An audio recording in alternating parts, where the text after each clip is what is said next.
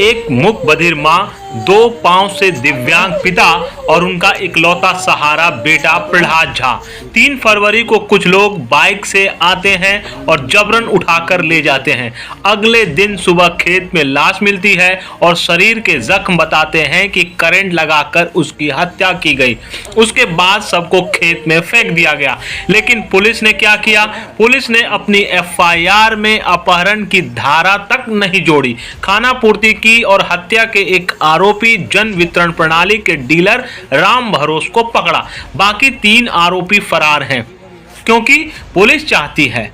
राम भरोस की दुकान सील कर दी गई। इतना सब हो गया, लेकिन हत्या के पीछे की वजह शराब कारोबारियों की दबंगई है या एक गरीब कमजोर परिवार को चुप कराने का आसान तरीका? शोषक शोषित का नारा बुलंद करने वाले हमारे बिहार के नेता इस मामले में गूंगे हो जाएंगे। क्यों? क्योंकि यहाँ जातीय समीकरण उनके पक्ष में नहीं है। आखिर ऐसा क्या गुनाह किया जिसके लिए एक मूक बधिर मां और दिव्यांग पिता के इकलौते बेटे की निर्ममता से हत्या की गई?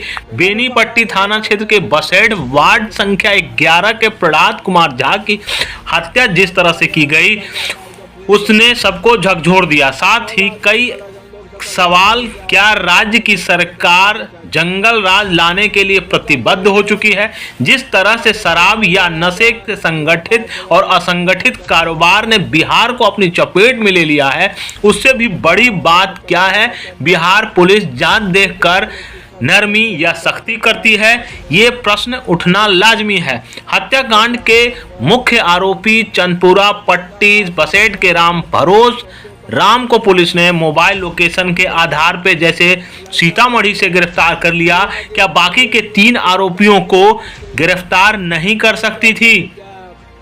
इस मामले में जो प्रहलाद के पिता दिगंबर झा के बयान पर जिन पर मामला दर्ज किया है, उसमें राम भरोस राम के अलावा धरजू यादव, कमलजीत यादव और मिथिलेश मुखिया, ये 3 और लोगों पर नामजद प्राथमिकी की गई है और तीनों फरार हैं।